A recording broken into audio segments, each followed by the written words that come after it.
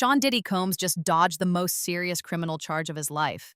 But the story behind it is way messier than anyone expected.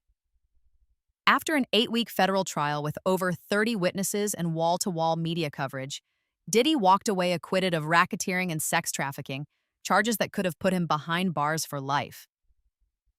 But don't get it twisted, son, he's not exactly free. He's still sitting in a jail cell, convicted of transporting women for prostitution, waiting to find out just how long he'll be locked up. The real shocker? Prosecutors were sure they had him on the most powerful legal weapon in their arsenal, RICO. The same law that took down mob bosses, gang leaders, and even corrupt politicians. But it backfired. And now experts are saying this case could change the future of how celebrities are prosecuted forever. From baby oil scandals and AI mockery to a possible Trump pardon and a deadlocked jury, this case has everything, and nothing is as simple as it looks. Let's break down exactly how Diddy beat RICO and why prosecutors might think twice before trying this playbook again. When federal prosecutors unveiled their case against Sean Diddy Combs, they didn't hold back. They came out swinging with one of the most aggressive legal tools in their arsenal, the RICO Act. It was bold, strategic, and incredibly risky. RICO, short for the Racketeer Influenced and Corrupt Organizations Act, isn't your average criminal charge. It's a legal sledgehammer designed to dismantle entire criminal enterprises, the kind used to bring down the mafia, the kind that usually ends in life sentences, and prosecutors thought they had it locked. After months of investigation, they indicted Combs on a laundry list of crimes, from drug distribution to witness tampering, bribery, kidnapping, even sex trafficking. All tied together under the claim that Diddy wasn't just a participant, he was the boss of a sprawling, illegal empire. The courtroom saw over 30 witnesses in just 8 weeks. Former employees, alleged victims, associates, each one adding fuel to a case the government thought would crush Combs for good. But then came the twist. After just one day of deliberation, the jury told the judge they were stuck, deadlocked on RICO, and not long after they came back with a stunning decision: not guilty. It was a public stumble for the prosecution. And behind the scenes, it sparked a deeper question. Why did their strongest charge fall apart? Well, the answer lies in how RICO works, and just how hard it is to actually make it stick.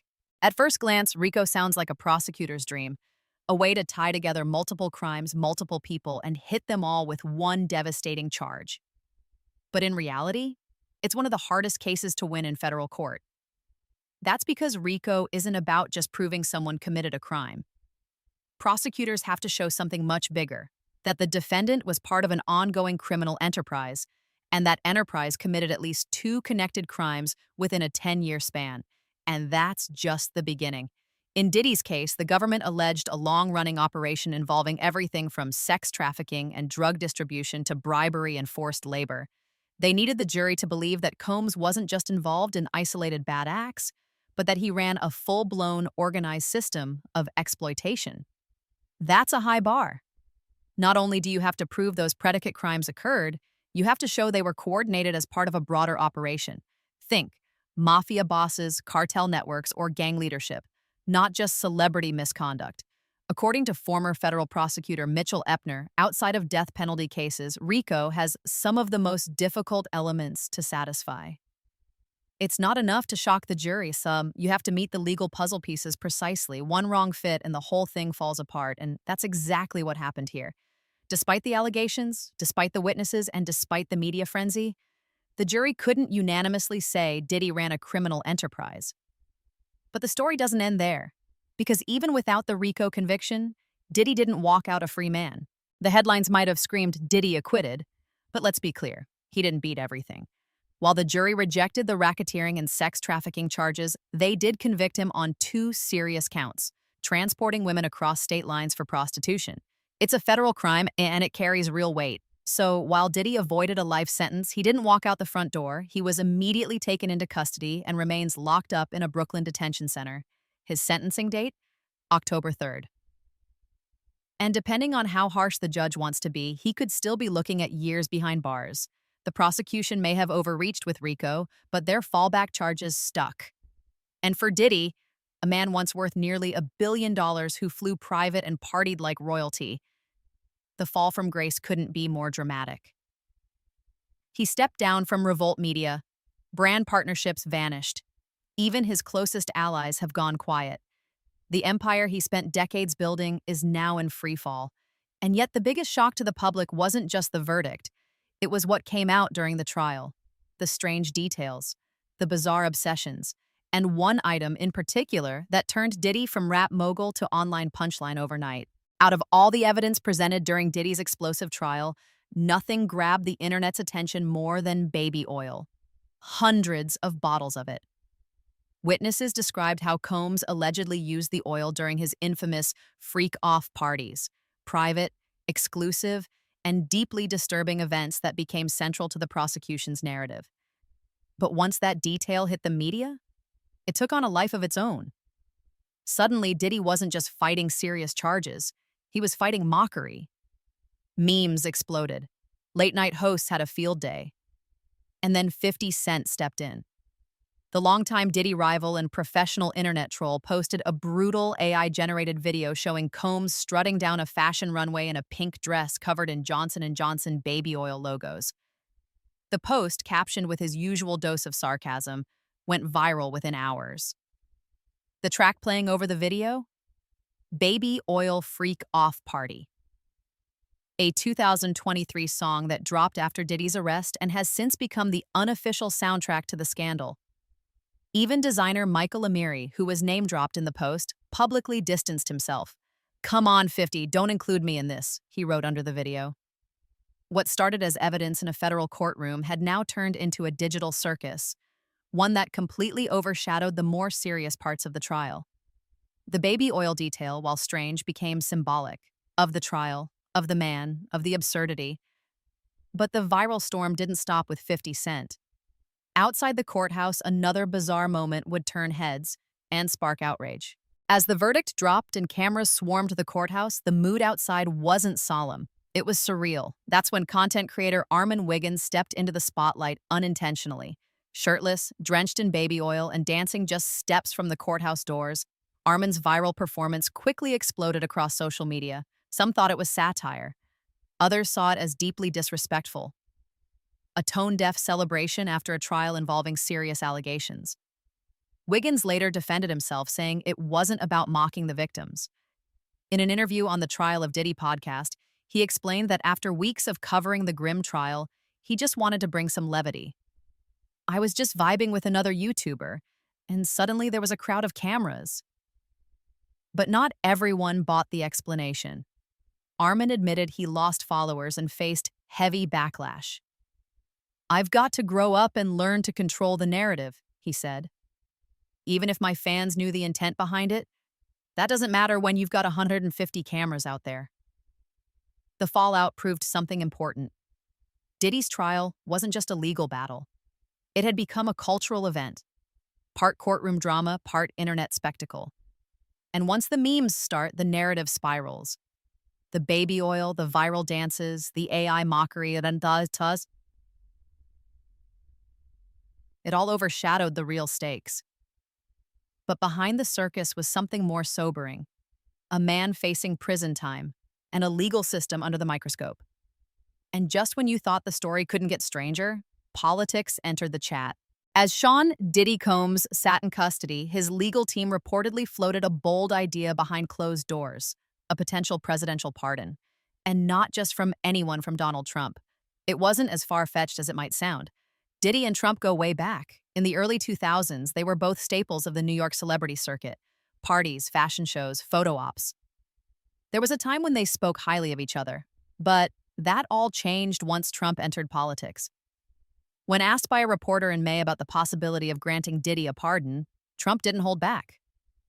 "First of all, I'd look at what's happening," he said.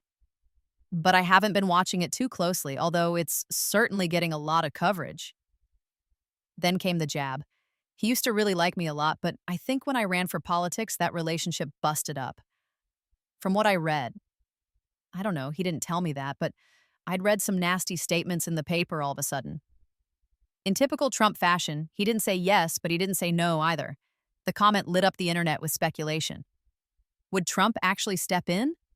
Was Diddy's team serious? Or was it just legal Hail Mary talk behind the scenes?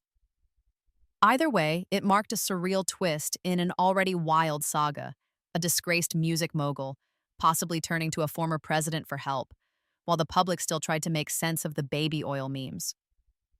But underneath the circus, a bigger issue was brewing, one that could ripple across future criminal cases. Because Diddy's RICO acquittal didn't just impact his future, it might change how this law is used against others. When prosecutors brought RICO charges against Diddy, they weren't just aiming high, they were reaching into one of the Justice Department's most powerful and historic weapons. RICO was born in 1970 to crush the mafia. It's how the feds took down mobsters like John Gotti, who dodged his first racketeering case in 1987 through alleged jury tampering, only to be convicted 5 years later and sentenced to life. Over time, RICO evolved into a Swiss Army knife for law enforcement, used against gangs, cartels, corrupt cops, even doctors and politicians. In 1979, the DOJ tried to use it on the Hells Angels biker gang, but that case collapsed in a mistrial. In the 2000s, the Mongols Motorcycle Club faced RICO charges so severe that the government even tried to seize the gang's logo as criminal property. That bizarre move led to a legal battle with the ACLU, citing free speech violations. But in more recent years, RICO has made its way into pop culture and music. Rapper Young Thug is currently battling a RICO case in Georgia. R. Kelly was convicted in 2021 on federal RICO and sex trafficking charges, accused of running a system to control and exploit women across state lines. It was one of the most high-profile cases ever brought against an artist under this law. That victory likely emboldened prosecutors to take the same swing at Diddy. But this time, the outcome was different. The case didn't collapse because the allegations weren't serious. It collapsed because the legal web of RICO is that difficult to prove when aimed at high-profile, high-resourced defendants. Former prosecutors now say this might cause a chilling effect: more scrutiny, more hesitation, and more caution from the DOJ when deciding whether to bring RICO charges against celebrities and public figures in the future. But even as Diddy walked on RICO, the impact is already rippling through legal circles. Prosecutors will now have to ask themselves, are we ready to risk another high-profile miss? With the dust settling on the trial, Sean Diddy Combs faces a complicated future. Though he escaped the most serious charges, he still has sentencing looming in October, and that could mean real jail time. His legal battles aren't over. Multiple civil lawsuits continue to pile up, threatening both his reputation and his fortune. Meanwhile, the public perception is hard to shake. The baby oil scandal, the AI mockery by 50 Cent, and the viral courthouse antics have turned Diddy's fall from grace into a cultural spectacle. For many, the memes and jokes have overshadowed the grave allegations, but the legal consequences remain very real. At the same time, prosecutors and legal experts are taking a hard look at the RICO charge failure. Future cases might be harder to bring, especially against high-profile defendants with deep pockets and teams of top attorneys. The question now is whether Diddy's case marks a turning point, a warning sign that RICO isn't a guaranteed hammer anymore. For Diddy himself, the road ahead is uncertain. He might avoid life behind bars, but the stain on his legacy is undeniable. And in a world where internet fame and legal drama collide, the baby oil won't wash away anytime soon. Sean Diddy Combs may have dodged the most dangerous charge, racketeering under RICO, but the story doesn't end with a clean slate. This trial exposed just how complicated and fragile these high-profile cases can be, especially when the law designed to take down mob bosses meets the messy world of celebrity. The bizarre details, from baby oil to AI mockery, made headlines and memes, but behind the spectacle lies a serious reckoning. A man facing criminal convictions, a legacy forever tarnished, and a legal system forced to rethink its approach to prosecuting the rich and famous. Diddy's case isn't just a one-off headline. It could change how prosecutors weigh their options, how juries see organized crime, and how the public understands justice. And one thing is clear: even when you beat the biggest charge, some stains just don't wash off. So what will the future hold for Diddy, for RICO prosecutions, and for the blurred line between celebrity and criminal enterprise? Only time will tell, but one thing's for sure: this story is far from over. That's all for this video. Let us know your thoughts in the comments section below. Don't forget to like, share, and subscribe to Now Famous feed. Your support is appreciated as always. See ya in the next one.